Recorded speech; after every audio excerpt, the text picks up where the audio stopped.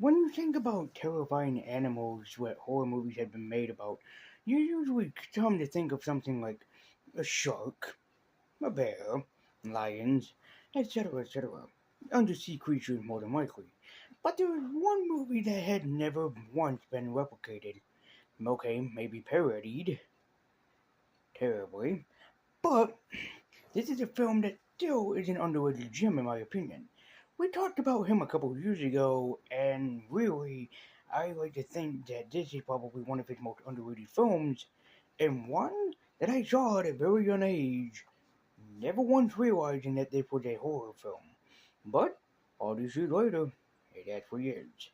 So let's talk about one of Alfred Hitchcock's most underrated films. Now, a lot of people talk about Vertigo.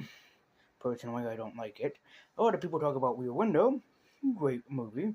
Terrible ending. Just in my opinion. And a lot of people do talk about his movie Psycho and North by Northwest. Two also great examples. But this movie is by far my favorite Hitchcock movie ever made, and, in my opinion, one of its underrated. So welcome, as we'll be seeing how nature can be so horrifying, with Alfred Hitchcock's underrated gem, The Birds.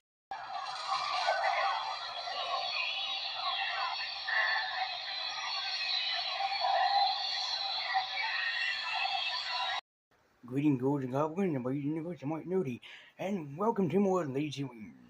And today we are taking a look at an Alfred Hitchcock classic, but in my opinion, compared to the mostly an underrated gem, because not too many people talk about The Birds as much as they do with like Vertigo or even Psycho, which are credited as Hitchcock's most famous movies ever made, and for good reason.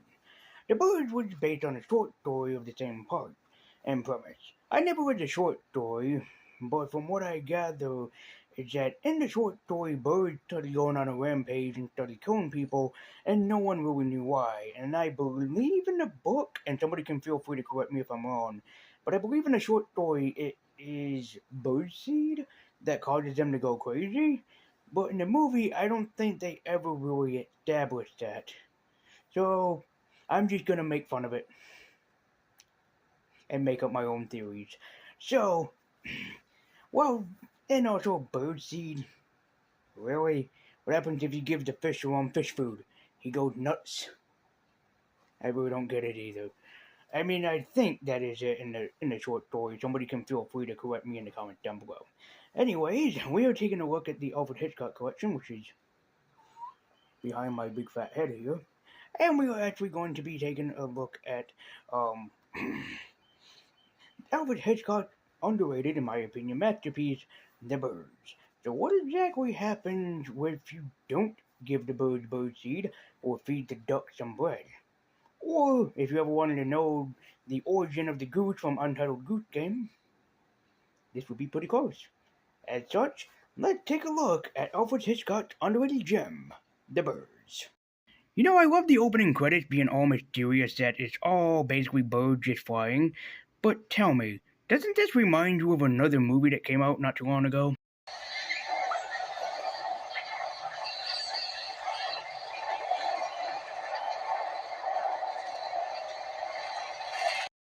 Anyhow, we open up in, I think, Los Angeles or New York City, where we see Tippi Hepburn, this is her first actual film, going to work in her usual place, a pet store, where she notices a bunch of birds are gathering around her, outside. Not paying too much attention to it, but keeping it in the back of her mind that something must be going on. Oh, and by the way, hi, Mr. Hitchcock. Yes, this is an Alfred Hitchcock reference with the two little Yorkies that he actually owns. Nice, Easter egg in reference to him. I'm surprised it's not his wife or any of his daughters, but this is still a nice little Easter egg to him. So say hi to Mr. Hitchcock and thank him for this film, people. While at work, she's intrigued by a young Rod Taylor, yes, that is Ron Taylor, who's interested in some lovebirds that he wants to purchase from her. But he admits the lovebirds are not for him. They're instead for his little sister, so he wants to get them for her birthday. And Tippy is of course intrigued. But of course, the two of them get into a little spick and span, especially since they don't have lovebirds, and Rod Taylor basically says some very rude thing to her and walks away. She finds out where he lives, aka stalking him, and she decides to leave it at his door. But unfortunately, the door teller tells her that that might be a problem to leave birds in the hallway. So she takes him with her on a road trip, where they go and try to find where probably Mr. Mitchell lives, as they head to a seaside town. So she heads to Bodega Bay, a nice little fishing village which is very, very tiny, but a nice little place to live, as she tried to find Mr. Brunner, the one that wanted the lovebirds. As she sneaks herself upon his property while his sister's having a birthday party, and then leaves all James Bondsy, Mission Impossible style. However, things don't go as planned for her, especially when she's trying to get away, and yet she ends up being caught by Mr. Brunner. What's even weirder and more mysterious is that while she was on the boat, she was attacked by a seagull. Pretty hard, too. She doesn't know why, and nobody knows why the seagull thus attacked her. Why?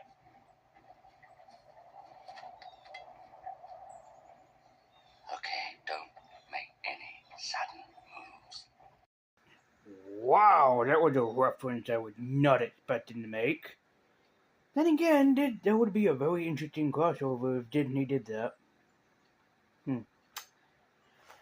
But, yeah, she was attacked by a seagull with no rhyme or reason, and this is where the little bit of the movie starts to come out.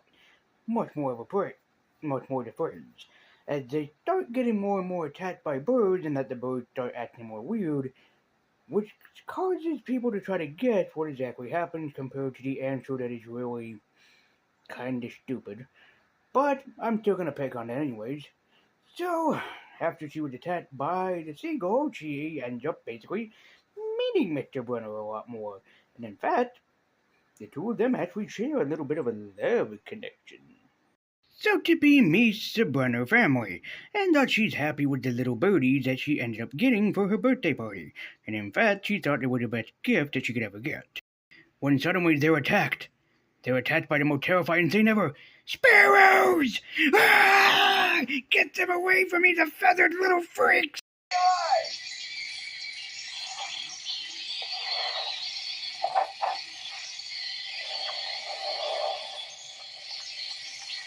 So the sheriff comes over and he cannot believe their story that they were attacked by birds. And then again, that seemed very unlikely, especially for the sheriff to even believe. So they all try to do some investigating and trying to figure out exactly where this all started and exactly how this all went down, as they go to the Dayton farm to try to talk to Mr. Dayton.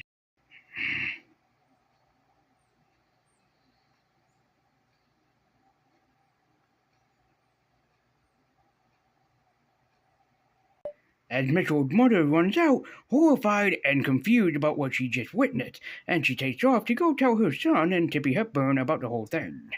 Also, as much as I like this movie, if you really zoom in on the eyes, you can tell that basically it's just really dark makeup, and that his eyes, if you really pay attention, are closed. Nice little nod in reference to that the bird pets his eyes out, but you can still kind of see it if you really zoom in on the eyes, you can see that his eyes are fully shut. Tippy goes to the school where she tried to pick up Mrs. sister, but however, there's something there waiting for her.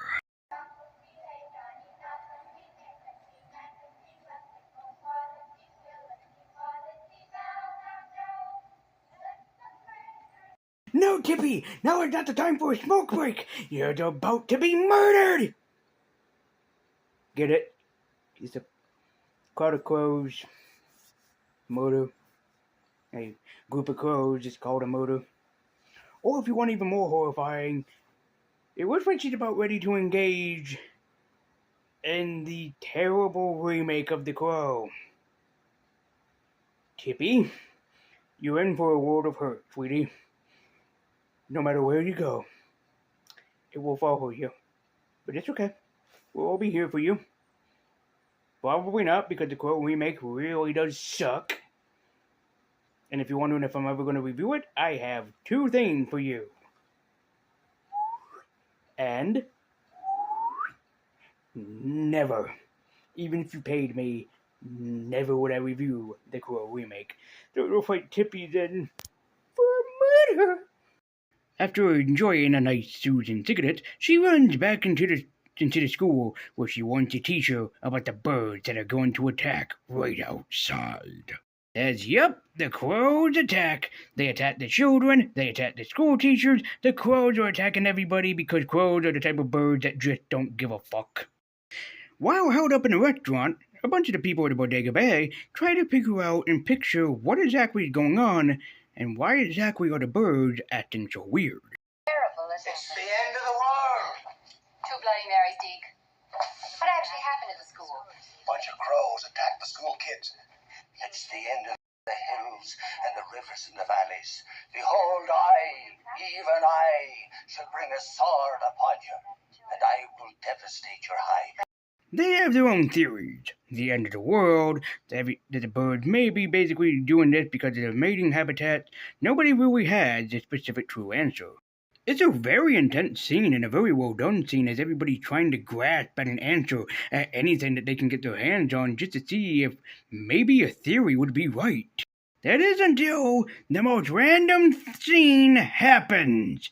I have to show it just so you can believe me.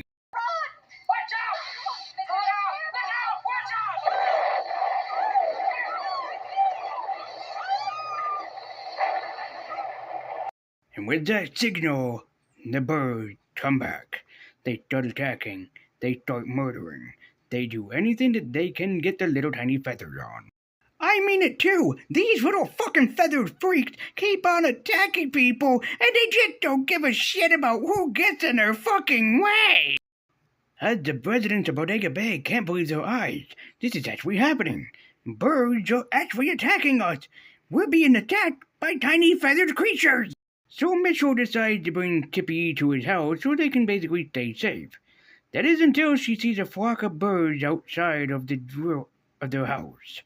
When they find out the teacher's been attacked, she's been killed by taking Mitchell's sister home. She is now gone because of the birds. So to take precaution through the night, they decide to board up the windows and doors so no creature can get in, to hopefully stop the entourage of birds coming into the place. Barricading the doors so the evil outside can't get in. I wonder if the young George A. Romero was inspired by this when he did Night of the Living Dead. I'm not kidding either. Throughout the night, the entire family had to try to survive against a flock of, birds outside, just like in Night of the Living Dead would have had to defend against zombies. As they all try to make their own theories about what to do. Do we run away from the terror? Do we basically run to a place where we can be safe? Or do we stay inside of the house forever? There's a third option. There is? Yes, it involves murder. Later on during the night, Tippy goes upstairs to investigate a noise that she had not heard before, but a noise that she wants to see exactly what would happen to her.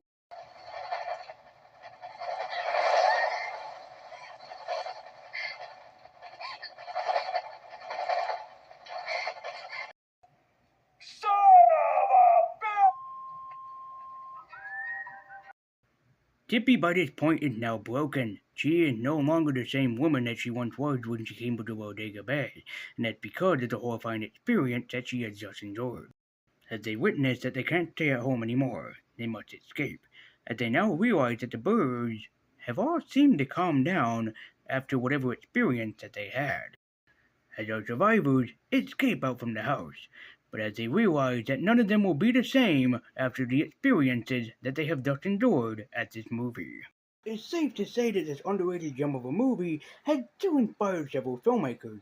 Like I pointed out, the opening of this film is the same opening as in Batman Begins. And yes, basically you can pull a comparison from this movie and George A. Romero's Night of the Living Dead, and it still continues to inspire movies even till to this day.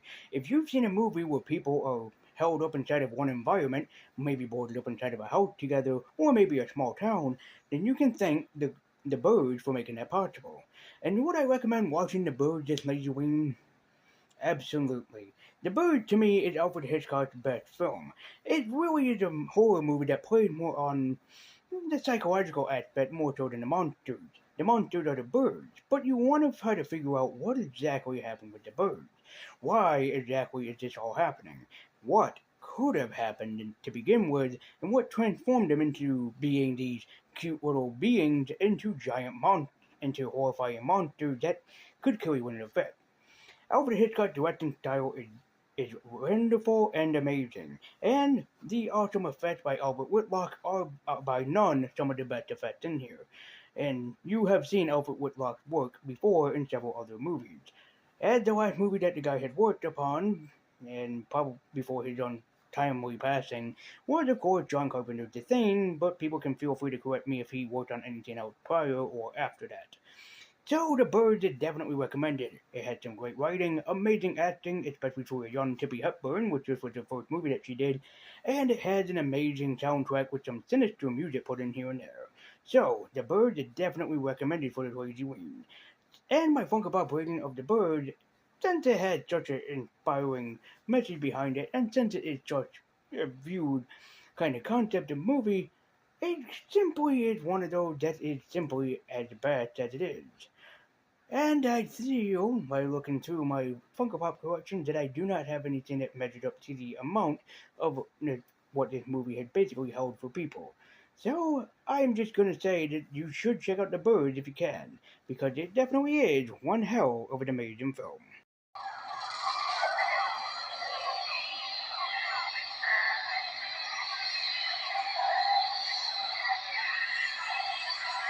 Guys, as always, thank you so much for liking, commenting, subscribing, and also thank you very much for watching. Be sure to like, share, comment, subscribe, hit that bell icon to be notified every single time a Lazyween video gets uploaded. And thank you so much for watching. Let me know what your favorite Alfred Hitchcock movie in the comments down below. I can guarantee a lot of people will probably say more so Psycho, but I would pick The Birds as my #1 favorite. So, thank you guys so much for watching. And until next time, take care, because next time is the 13th of October. And it's been a while since I went back to this franchise, so time to go back to Camp Crystal Lake and take a visit with Jason Voorhees. So thank you guys so much for watching. I'll be reading the books. I want you to keep it on. And until next time, guys, and as always, take care and stay spooky.